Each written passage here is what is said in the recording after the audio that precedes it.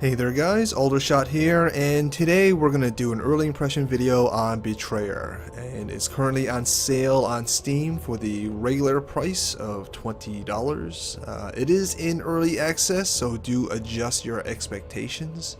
It is developed by Black Powder Games, and it is a first-person action adventurer. Alright, so we're going to jump into a game so we can talk more about it. Now, one thing that really kind of grabbed my attention right away for this game is this interesting visual stylings. As you can see, it has this really kind of eerie and atmospheric kind of high contrast black and white look to it, which is very, very different from most games. I think the last game I played that kind of attempted this sort of visual style was Mad World on the Wii, but even then that was done differently. That was done more comic booky. This is more surreal, alright? Done more in a surreal fashion. Now, as you can see, the game actually looks quite nice. When the wind blows, all the foliage move appropriately and quite realistically. You've done quite a good job on doing that. Now, the wind aspect is going to be kind of a mechanic in the game itself, and we'll talk more about that down the road. But as you can see, the model quality and the texture quality is quite high, very high resolution textures, and very good looking models. Considering that this is an indie game, this is actually quite impressive. This is created in the Unreal 3 engine, so that's probably why it looks so damn good. Nice lighting effects too, as you can see. They do use red to kind of add a pop of color to the game as well, and they also use it to highlight important aspects of the game. Now, if you're not a fan of this high contrast black and white look, there's actually an option just for you, which actually impressed me quite a bit for this game. You can customize the color saturation of this game. That's right. So that's kind of interesting. We're going to bring up the colors a little bit. I like it on 4. We're going to bring the light intensity down a little bit. You can also adjust your dark intensity, but I kind of like it on maximum. So there you go. So there you go. Now we actually have some color in the world. And it's actually quite good looking, as you can see. The world is actually quite open, free for you to explore. I'll show you the map. So currently, this is the world available to you. Later on, more areas will open. I've actually finished this game already. This is an earlier save that I had prepped up just for this video, so I can showcase certain elements and stuff like that. But yeah, it looks quite good with color, as you can see. Let's take a look at it again without the color. Put it back onto default. Alright, just to give you an example of how it looks otherwise. So as you can see, it's more stylistic. It's a little bit more atmospheric and a bit more eerie when it's all done in black and white. But for the sake of this video, we're going to turn on some colors, because I actually like a little bit of color in the game.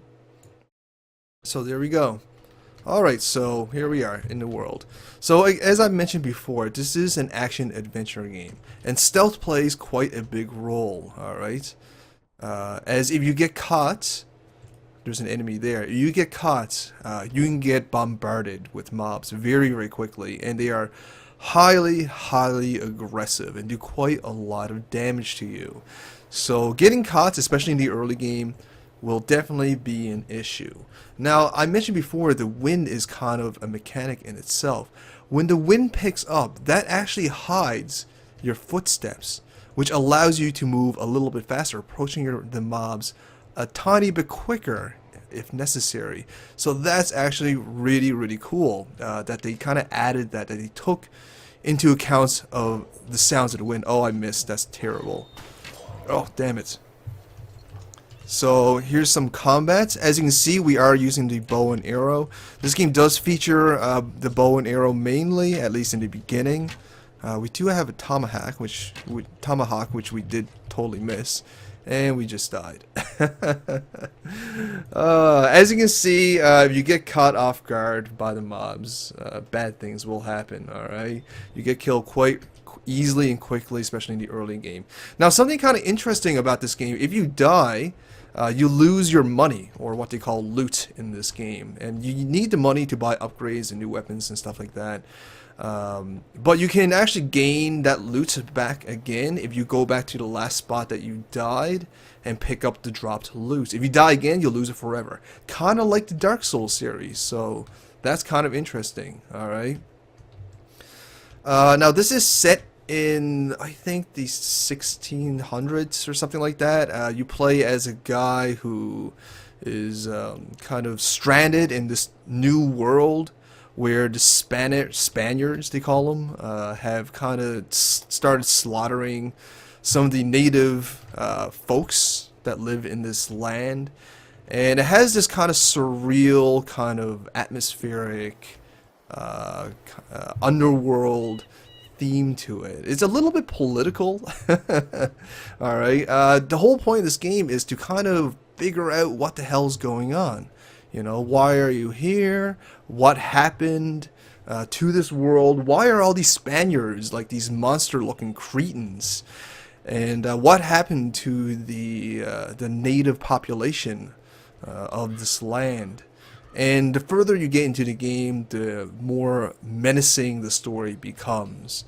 Alright, now an interesting part about this game that I kind of really like, actually, is that it doesn't really hold your hand.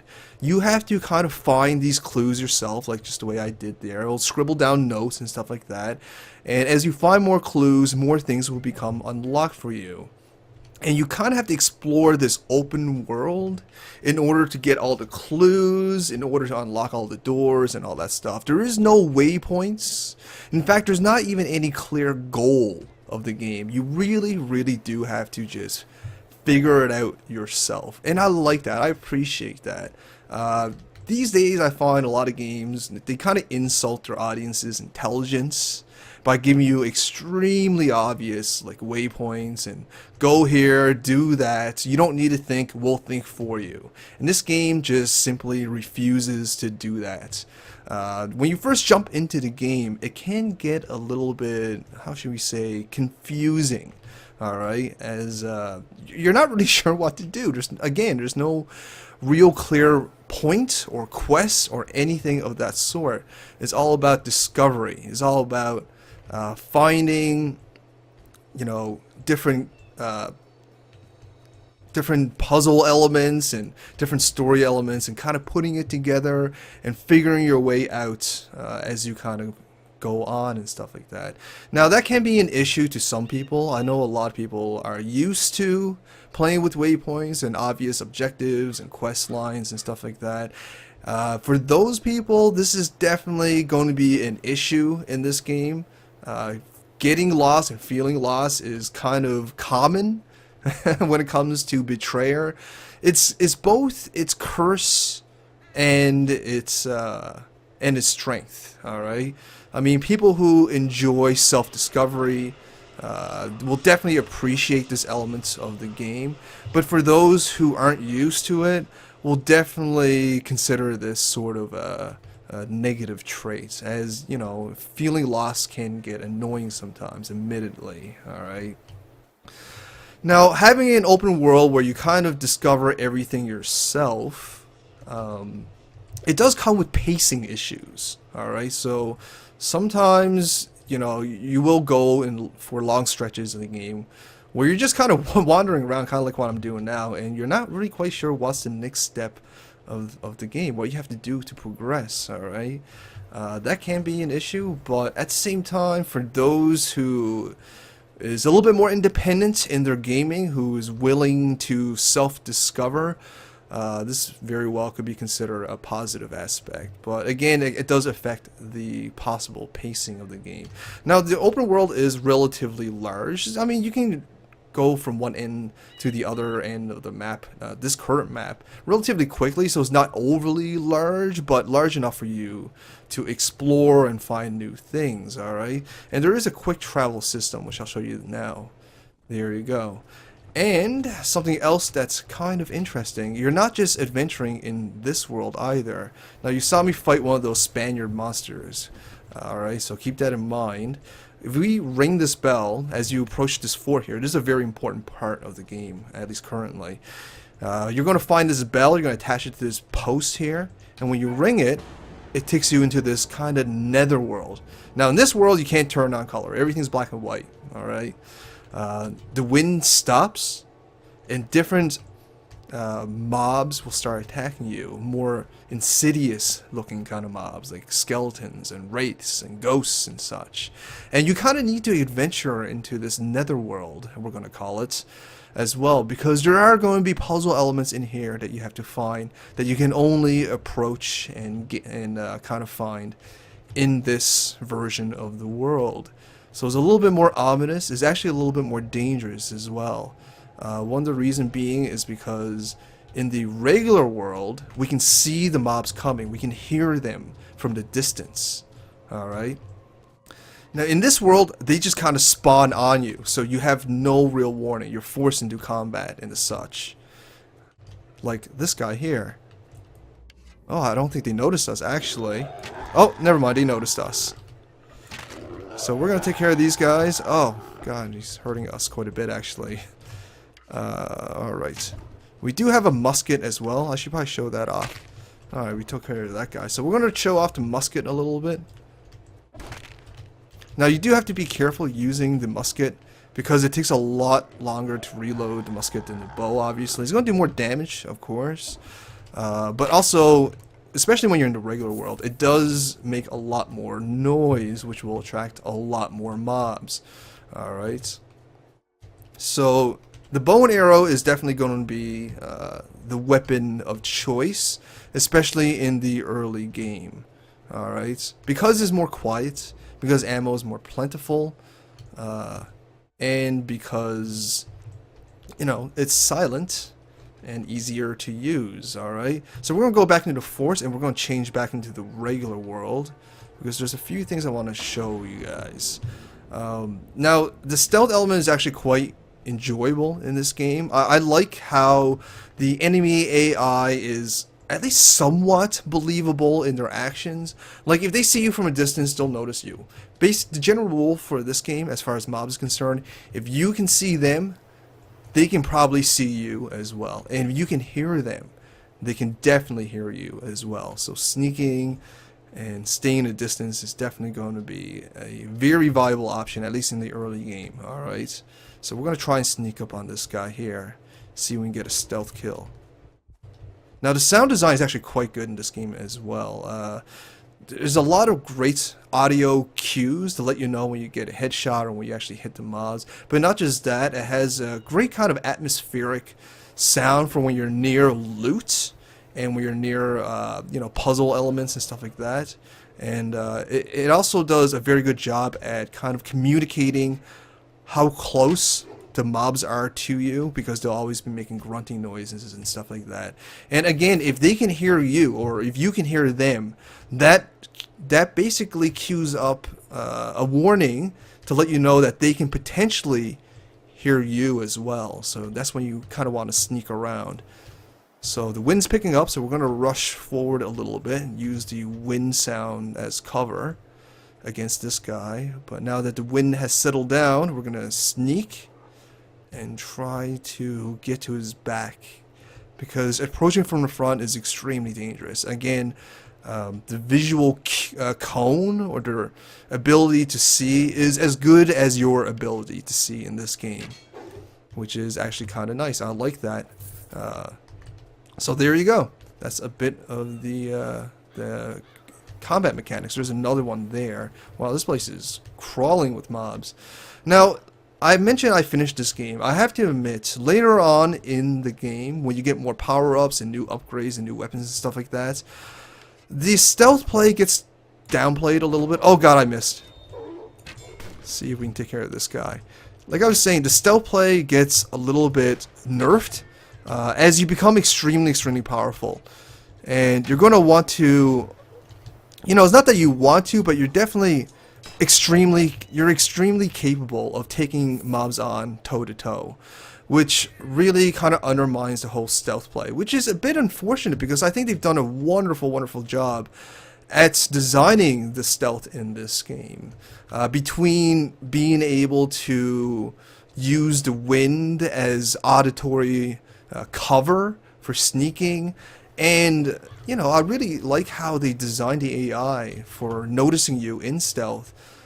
So these elements are really well designed, but later on in the game they become undermined because you're just going to fight them.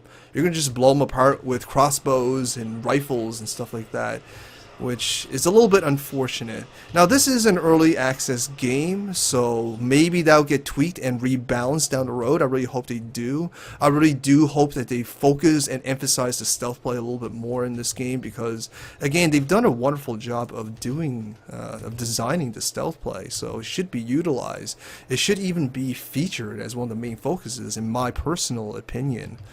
Alright, now this being an early access game, it is going to be somewhat limited. Alright, there's no voice acting, it's all text based, and it's not that long of a game. It only took me about 4 hours to really complete it. It could take you a little bit longer depending on how fast you can kind of solve the different puzzles and discover different things as well. But it took me about 4 hours, give or take, so it's not that long. Again, this is early access, so I do hope they do lengthen the game and do add more to the game. And later on, the combat becomes almost overbearing. Like it really focuses almost too much on the combat. I think this game has a lot of potential to be extremely atmospheric, to be extremely scary even. It has almost a Silent Hill feel to it, especially when you reach the Netherworld aspect of the game. So I hope they kind of play on their strengths a little bit more and focus a little less on the combat. I mean, the combat's nice, but it's pretty, you know, it's pretty what you would expect, except you use, you know, 16th century weaponry. That's really its only kind of unique feature as far as the combat is concerned. And the stealth play is actually designed very well as well.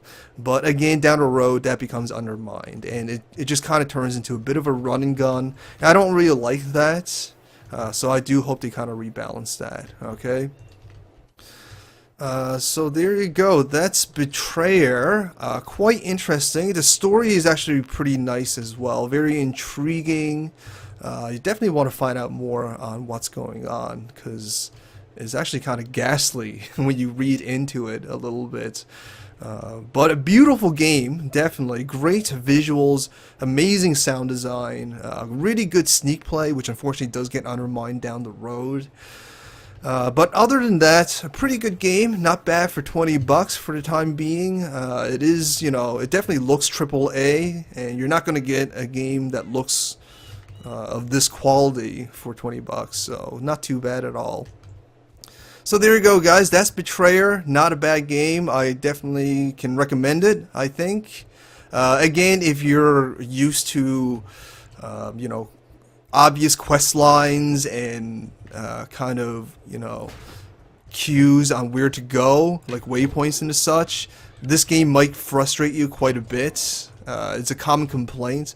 But if you're a little bit more independent of a gamer and you like self-discovering and you don't mind being lost for a little bit, then Betrayer might be interesting to you. So there you go, guys. I hope you guys enjoyed. I hope you guys found this informative.